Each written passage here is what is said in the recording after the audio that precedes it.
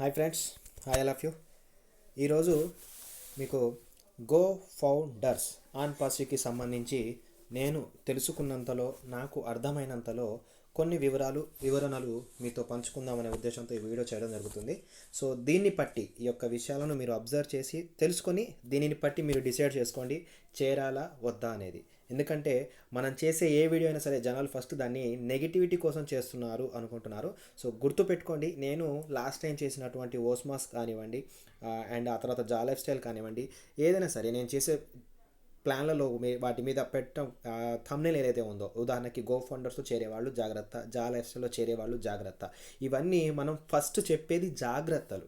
ఇప్పటిదాకా నేను చూసింది, నేను తెలుసుకున్న వివరాలు వాళ్ళకి తెలియజేస్తున్నాను. దీన్ని బట్టి అవతల వ్యక్తి తన నాలెడ్జ్ని ఇంప్రూవ్ చేసుకొని దాన్ని బట్టి తనంతట తను డిసైడ్ అవుతాడు ఇక్కడ చేరాలా వద్దా అని. ఇక్కడ మనం ఎవ్వరికి కూడా చేరకండి అని ఫోర్స్గా నువ్వు చెప్పటం లేదు, చేరండి అని కూడా ఎవరికి సజెషన్ చేయట్లేదు, జాగ్రత్తలు చెప్తాం. దాని తరువాత సెకండ్ పార్ట్ 2 చేయాలన్న అవకాశం ఉంటే, ఒకవేళ ఆ కంపెనీలో వాస్తవానికి ఏమైనా ప్రాబ్లమ్స్ ఉండి 100% అది నెగిటివిటీకే వెళ్ళే ఉద్దేశం ఉంటే దాంట్లో పార్ట్ 2 చేసి దానికి సంబంధించి కొన్ని ఆధారాలు అనేది ప్రూఫ్స్తో సహా చూపించడం జరుగుతుంది. సో ఈ విషయాలు కొంచెం గమనించాలి. అండ్ ఆ తర్వాత ఇవన్నీ ఎవడో డబ్బులు ఇస్తే వాడి దగ్గర డబ్బులు తీసుకొని చెంచాగిరి కోసం ఈ వీడియోస్ చేయడం లేదు, గుర్తుపెట్టుకోవాలి.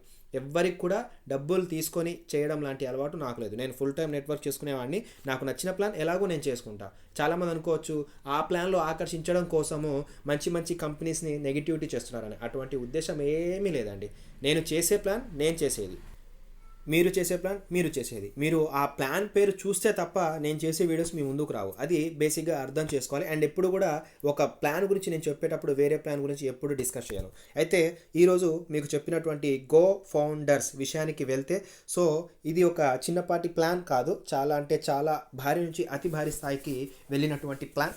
సో ఇక్కడ ఒకే ఒక్క మంచి ఉద్దేశం అన్నట్టుగా జనాలని ఈ యొక్క ప్లాన్ అనేది ఆకర్షిస్తుంది అనమాట. ఏంటి ఆ ఆకర్షణ అంటే ఫౌండర్ మెంబర్షిప్ అంటే మన భాషలో చెప్పుకోవాలి అనుకుంటే ఒక భాగస్వామి.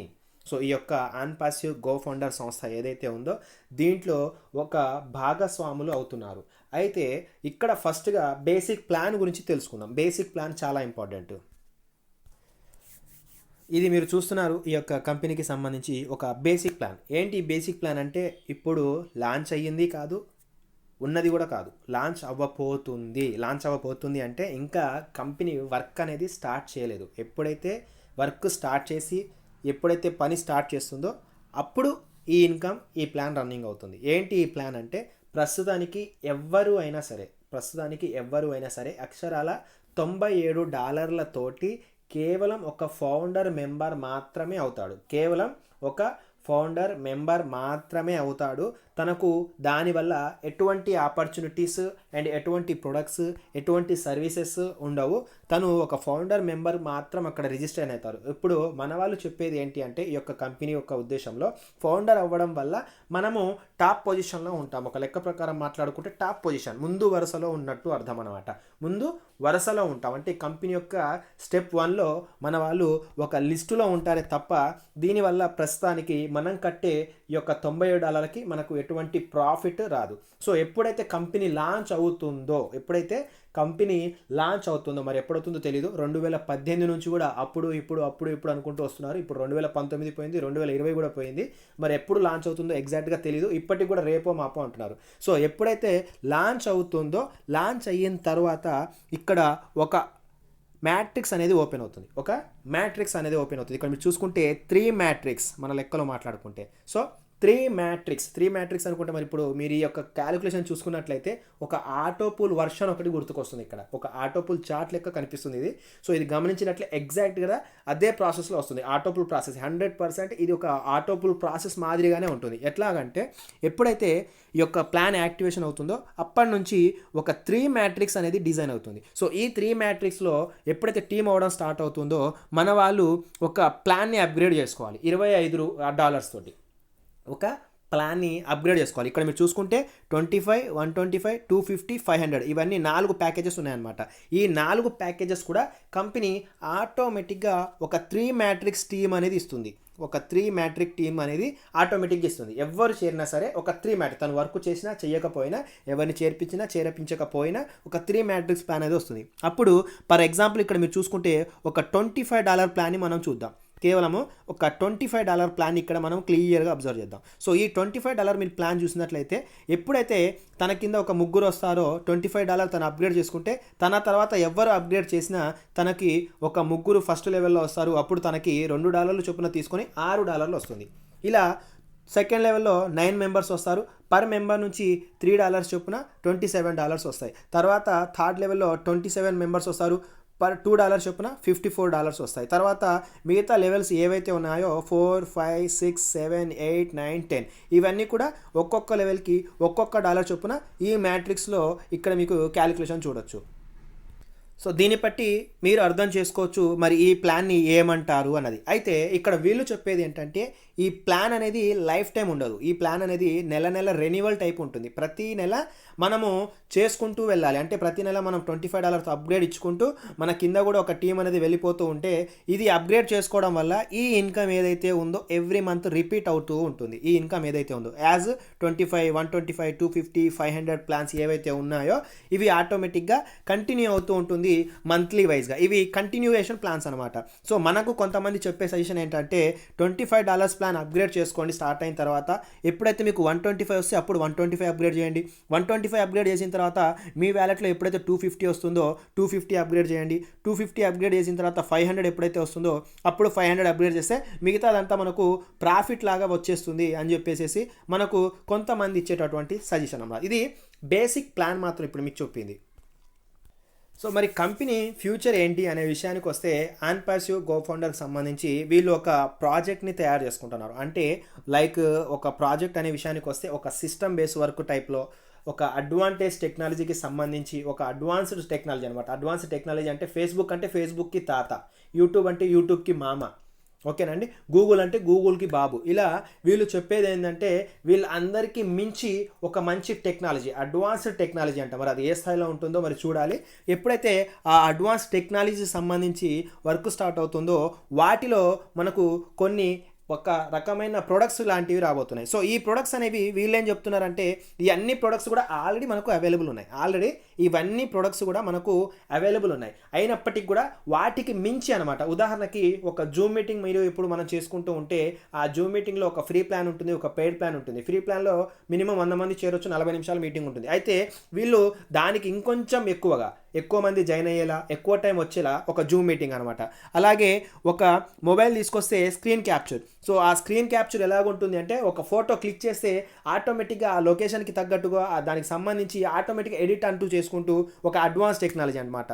ఒక క్రౌడ్ ఫండింగ్ అంటే ఇప్పుడు మనం చూసినటువంటి ప్లాట్ఫామ్లో కొన్ని రకాలుగా క్రౌడ్ ఫండింగ్ అంటారు. ఇలా ఒక్కొక్కటి అడ్వాన్స్ టెక్నాలజీ అంటున్నారు. మరి ఆ అడ్వాన్స్ టెక్నాలజీ ఎప్పుడు స్టార్ట్ అవుతుంది అనేది ఒక క్వశ్చన్.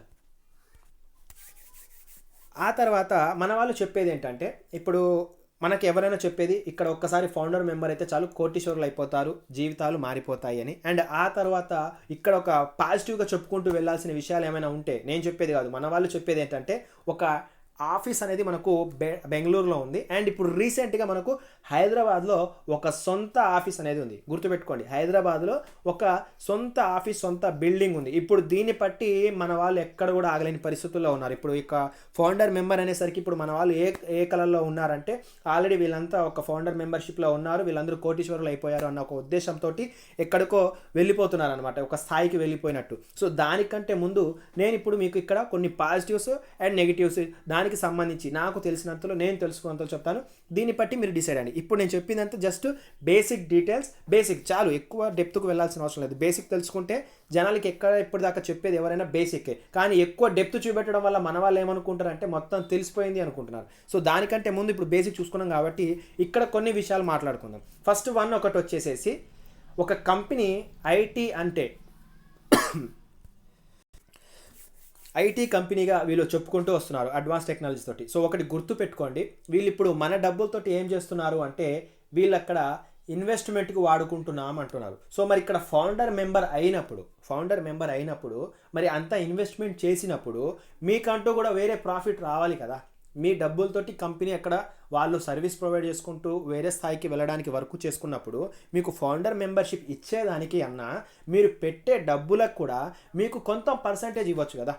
ఒక ఫౌండర్ మెంబర్ అంటే లెక్క ప్రకారం ఏంటండి, భాగస్వాములం. మనం అక్కడ ఒక టీంలో భాగస్వాములం. మరి ఇటువంటి ఫౌండర్ మెంబర్స్కి మీరు అంత డబ్బులు కడుతున్నప్పుడు కనీసం మీకు ఒక 10%, 20%, 25% దీంట్లో షేర్స్ అనేవి ఇవ్వాలి. ఇది భాగస్వాములు అవ్వడానికి ఒక మంచి.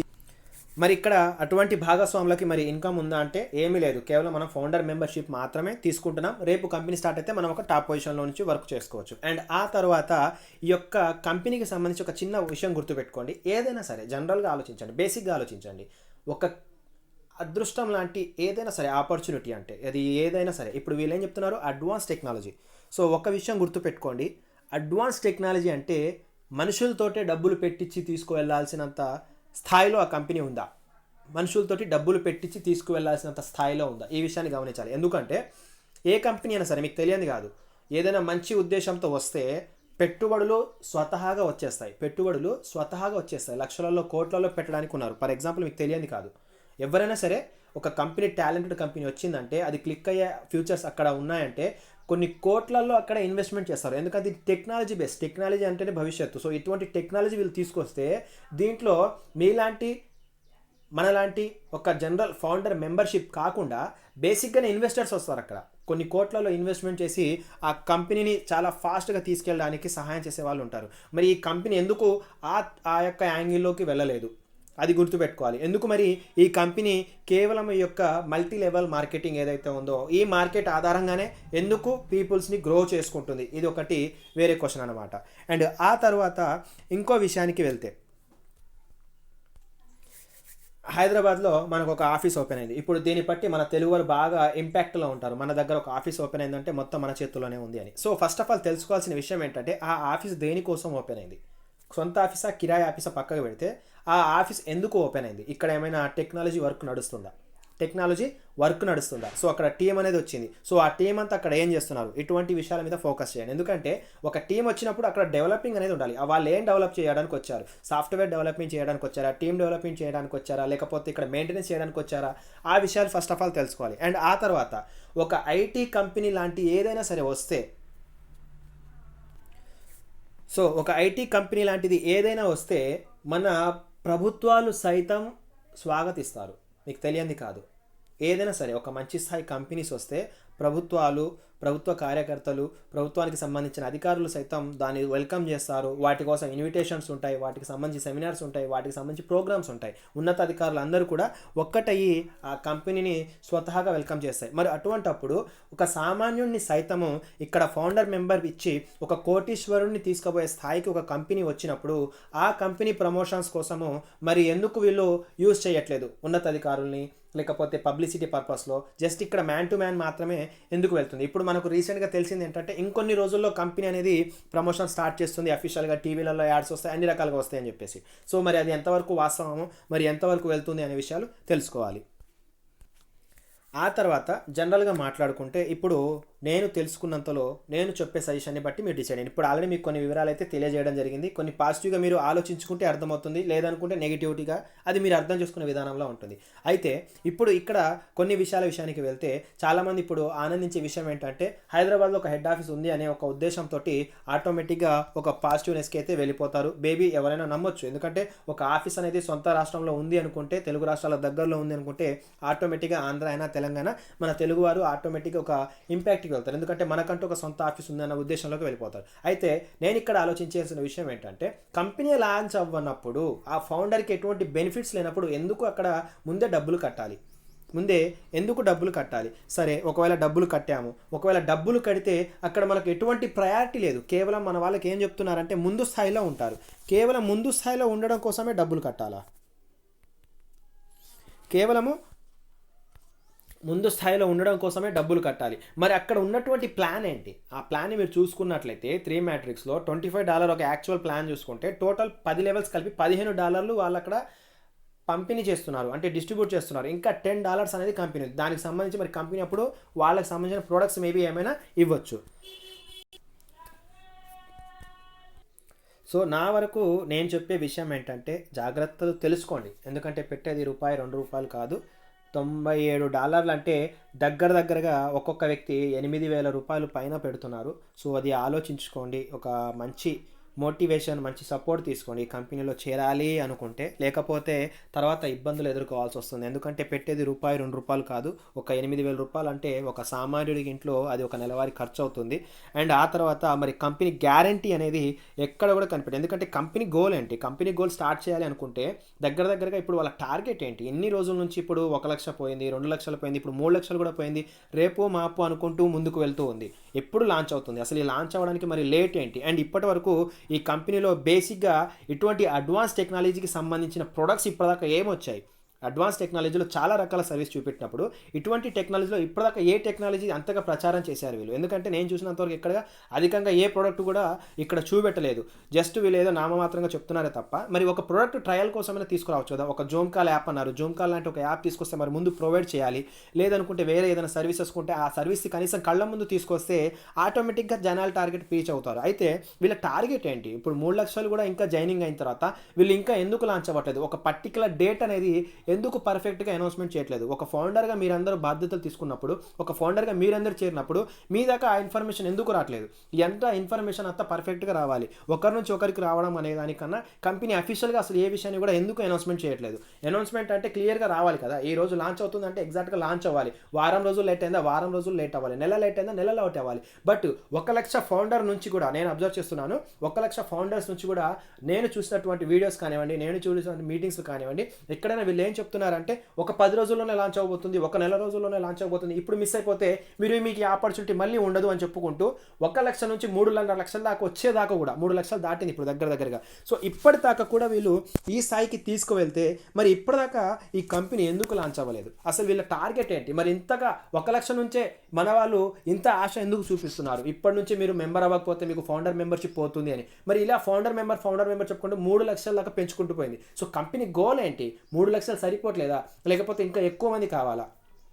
లేదా ఒక టార్గెట్ ఏమైనా పెట్టుకుందా? మరి ఆ టార్గెట్ ఎటువంటి టార్గెట్లో ఉంది, ఎంత దూరంలో ఉంది, ఎప్పుడు రీచ్ అవుతుంది, ఎప్పుడు లాంచ్ అవుతుంది? ఇటువంటి క్వశ్చన్స్ అనేది ఈ యొక్క చేరినటువంటి వాళ్ళలో కూడా ఉంది. అండ్ చేరాలి అన్న ఒక ఆతృతతో ఉన్న వాళ్ళ దగ్గర కూడా ఉంది. ఎందుకంటే ఒక్కసారి గుర్తుపెట్టుకోవాలి, కంపెనీ యొక్క లాంచింగ్ డేట్ అనేది క్లియర్గా ఉండాలి, మెంబర్షిప్ క్వాలిటీ అనేది క్లియర్గా ఉండాలి. లాంచింగ్ డేటు క్లియర్గా లేదు, మెంబర్స్ ఎంతమంది కావాలనేది కూడా ఈ యొక్క కంపెనీలో క్లియర్ లేదు. దీనివల్ల ఏమవుతుందంటే జనాలు కూడా చేరాలా వద్దా ఈ యొక్క ఆలోచనలో పడిపోయి వెనకైతే ఉంటారు. ఇన్కమ్ వస్తుందా రాదా ఆ విషయం లాంచ్ అయితే తప్ప ఎవరికి తెలియదు.